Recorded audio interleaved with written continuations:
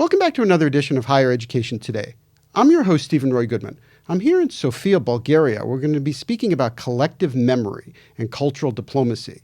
And I'm here with Alexandra Milanova, who's an assistant professor at the Bulgarian Academy of Sciences. Welcome.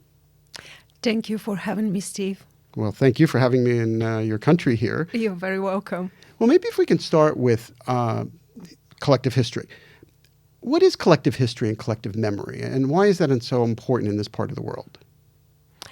In my opinion, collective memory is a notion that is widely invoked and discussed, especially today, but unfortunately little understood. And I would be very glad if in this episode we can change that and bring more clarity, at least for the viewers of the show. And thank you very much for the invitation to discuss this topic. Let's start with memory. I think that we can all agree that memory is an inherently vital faculty that is present both in humans and animals.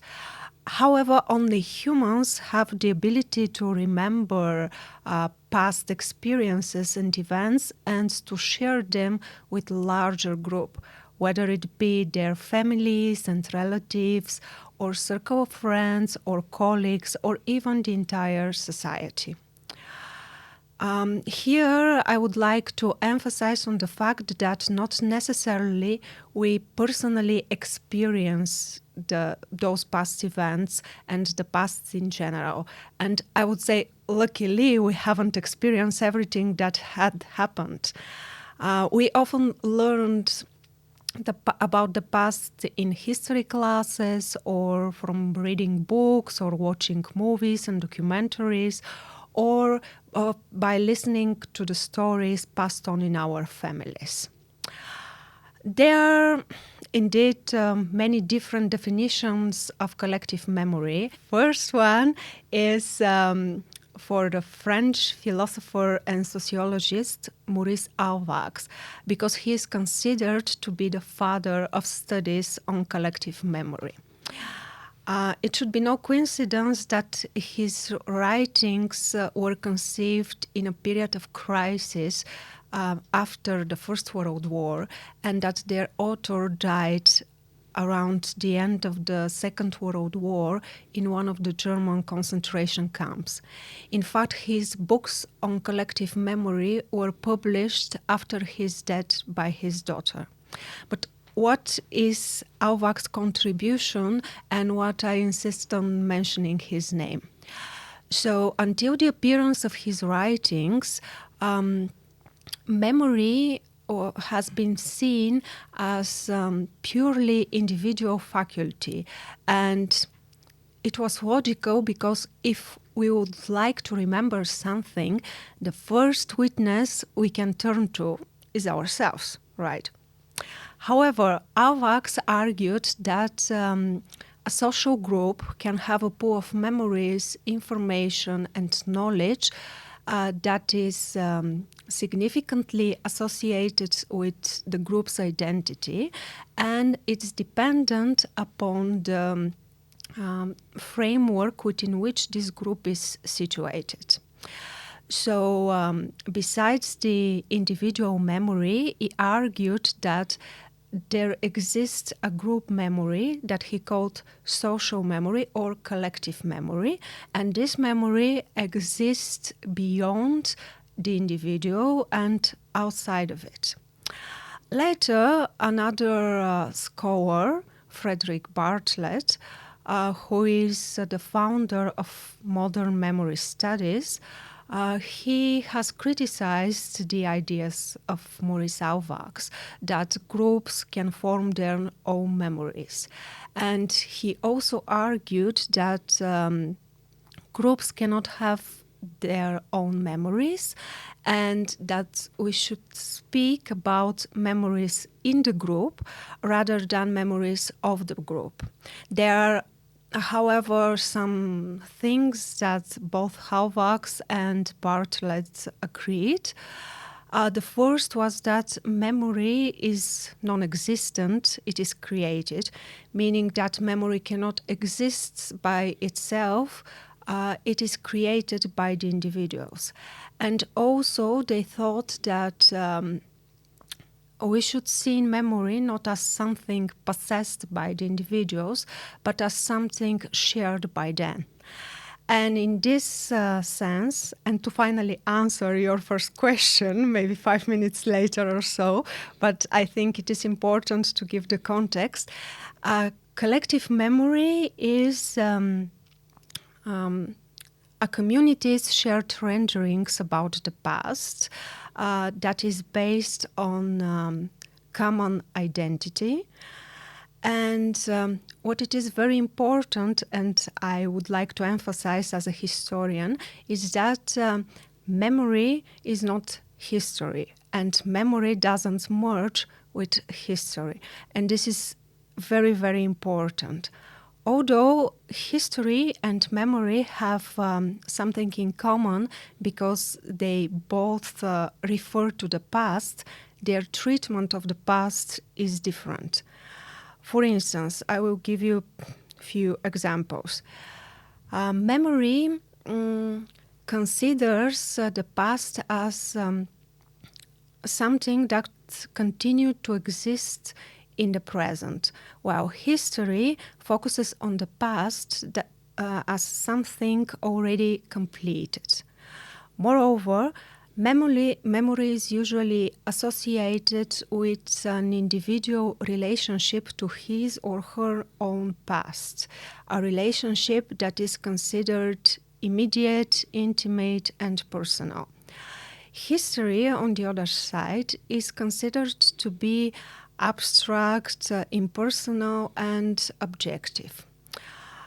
Furthermore, memory is vital and spontaneous, while history is a reconstruction of something that no longer exists. And history is, or at least should be, critical, while memory is fragile and error-prone. Memory is subjective, because we are humans, while history is, or at least is supposed to be, independent of the social context within which it is produced and perceived. That's why I prefer to use collective memories in the plural rather than collective memory in singular, because memory is plural and there are lots of memories but only one history with different interpretations and reconstructions. Well, let's talk about those different memories. In fact, that's the reason I came to the Balkans, because I find it really interesting that different people have different memories, and that those memories lead to a history of where we are today, where to an American mind, it seems like the history just keeps going and going and going. To the American mind, we kind of put history behind us to a certain extent, but it seems like that doesn't really happen here. You probably know it has been claimed that Winston Churchill said the Balkans produce more history than they can consume. Otto von Bismarck was believed that one day the great European war will come out of some foolish thing in the Balkans.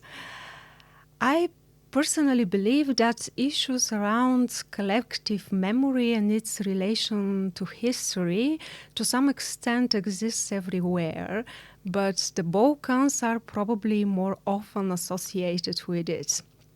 And in my opinion, it is because the region's history is as complex and diverse as it is its geography. For years, the Balkans have been the site of many political upheavals and changes of powers, and this political instability probably has contributed to not particularly good reputation of the Balkans. Moreover, nationalism has played a significant role in the region's history, with different ethnic groups trying and fighting for authority, for autonomy, and for political independence, often using violent means. And on the other side, the Balkans are the home to diverse cultures and religions, and tensions between them in the past often led to some conflicts. And last but not least, I think we should mention the role of media, because unfortunately, especially today, media focuses on the negative sides of the Balkans' history and societies and culture. It is true that in the past and still today there are examples of political tensions and upheavals, but it's also true that the Balkans are a place where for ages their continued peaceful existence, mutual respect, and cultural exchange. And that's why I personally believe that we have to have a comprehensive approach to the Balkans history, and this is relevant not only for this region but for every region and every country in the world, to have a comprehensive approach on the history and not just to focus on the negative aspects. But let's move to the positive aspects. I think that's a good suggestion.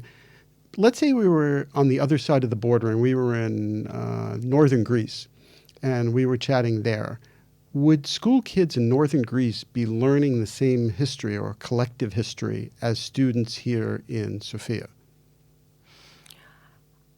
I cannot be sure, but I hope that history teachers, both in Bulgaria and in Greece and in the other Balkan countries, help students understand that history is complex and that it's differently perceived by the people, and how you perceive history and the past in general depends on many different factors, such as culture, religion, even language, family or social background.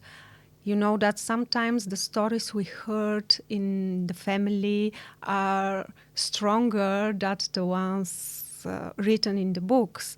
And we are more prone to believe to something our parents or grandparents have told us about the history. I think that we as historians in schools or university, we try to help students find answers to some fundamental questions, and I would like to urge our viewers to try to find answers to these questions for themselves. For instance, what do we do with the history? What does the history do with us? What does the history do for us? Or what does the history do to us?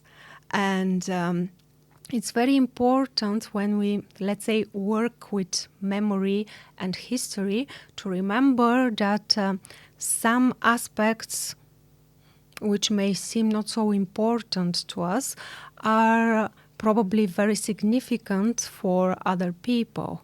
And we try to emphasize that memory doesn't merge with history, and in this sense, the notion historical memory has not good chosen, because it links two very different terms, history and memory, and we already discussed why they are different. Well, I appreciate that, and I hear what you're saying about the difference, but I think that people do conflate them, particularly if they're only studying something very quickly. And so Do you have any advice for people who are perhaps traveling to a place and you don't want them to conflate them, but how do you do that? What are some ways that one can do that? First, probably learn about in advance about the history and the current situation in the country you're going to visit. Here, I would like to give an example from living life, so to say. One of my mentors, who is a world-renowned conductor, talked about his, as he defined it, biggest pedagogical mistake, which turned out to be related to collective memory. And that's why I would like to mention it. So he was invited to perform several concerts in Japan, and during one of the rehearsals of the Tchaikovsky's Sixth Symphony, he was trying to explain to the musicians how he would like to hear the final of the first part of the symphony, and struggling to find the appropriate words, he made the comparison like an atomic bomb. And he said that at this point, he realized the mistake he has made because the orchestra froze and all the musicians who were Japanese bowed their heads and left down the musical instruments. And this is a vivid example of how strong collective memory is, and how big influence it could have on the present. That's a really interesting example. But let's go even beyond that. So, I mean, not your mentor perhaps was being a little, to put it mildly, insensitive.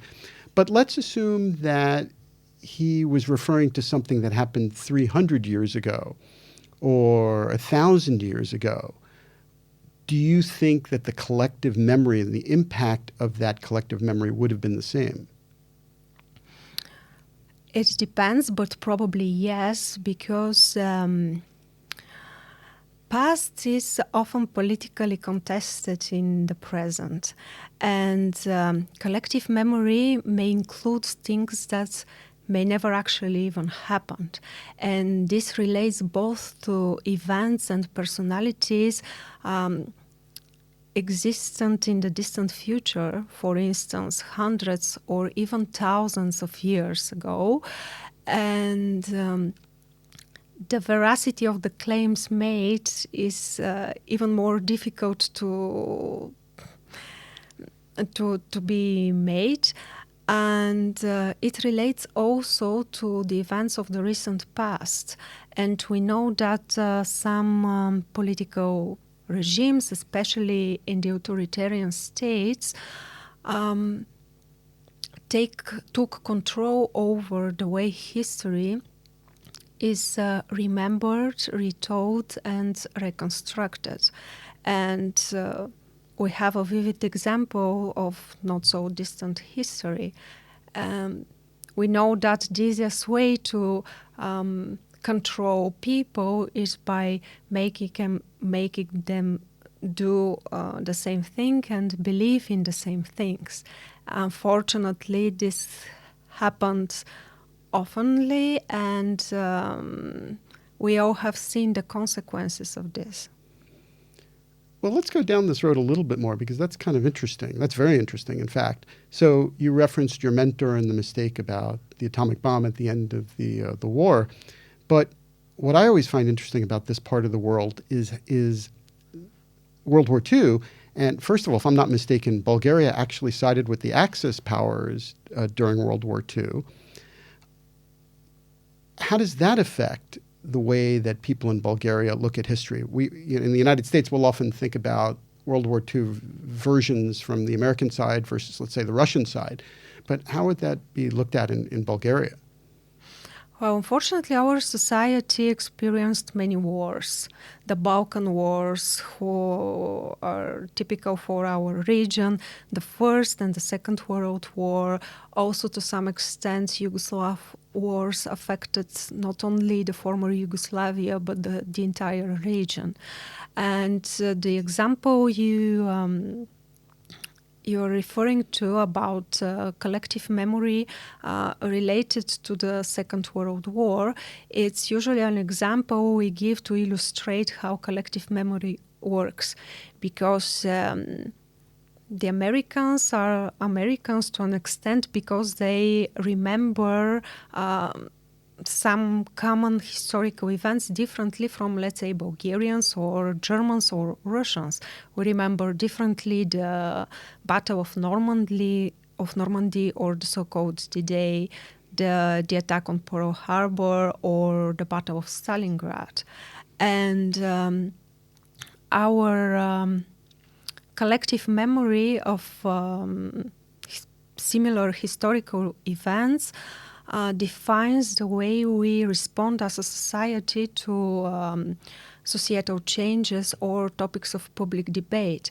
But we Bulgarians, let's say, we don't have the burdens of the Second World War in the sense, let's say, Germans have it because of the Holocaust and the other things. In our case, it's different. But as I already said, the region, the Balkans, have been the site of many political upheavals and wars and conflicts. So this affected the way we consume, let's say, history and perceive history. But here, cultural diplomacy is a very efficient way, in my opinion, to overcome biases and stereotypes. And how does that happen?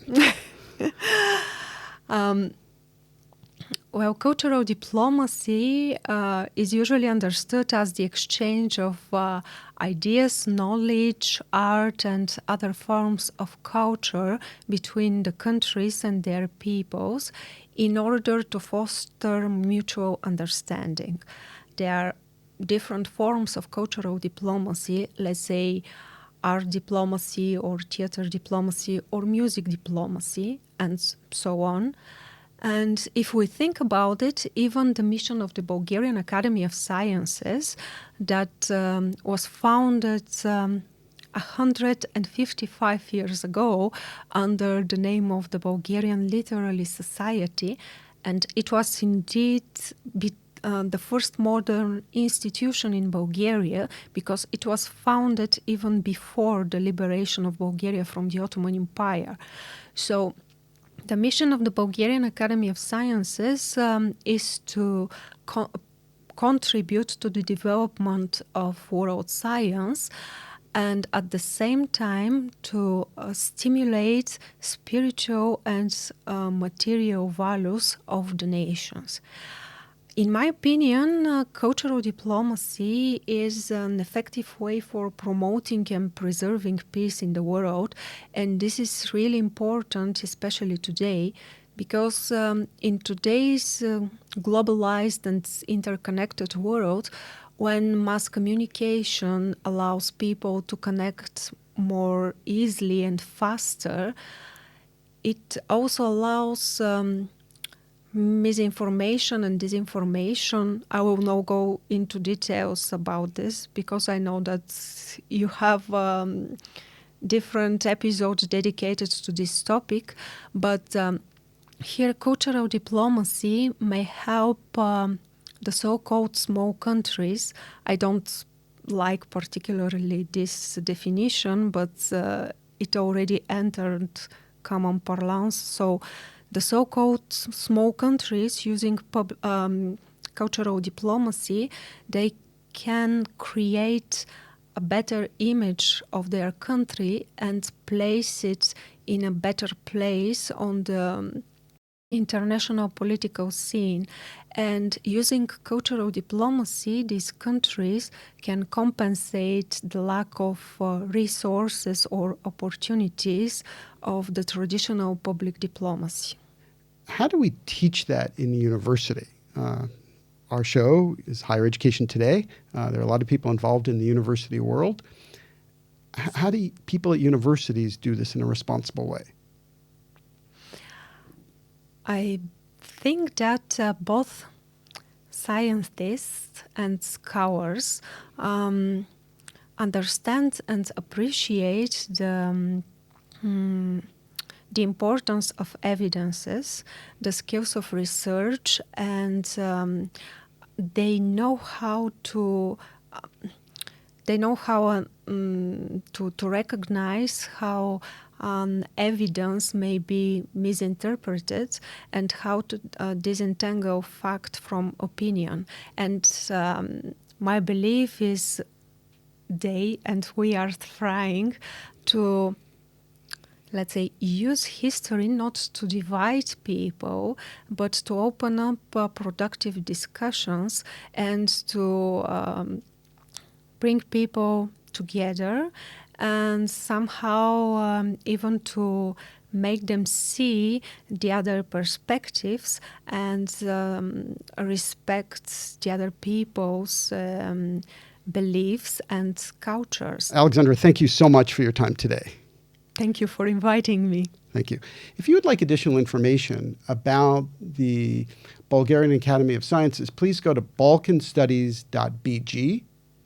If you would like to send a note to me at the show, please go ahead and do so by sending an email to highereducationtoday@topcolleges.com. And thank you for watching. We will continue to bring you quality discussions about important matters in today's college and university world. I'm Stephen Roy Goodman, and you've been watching Higher Education Today.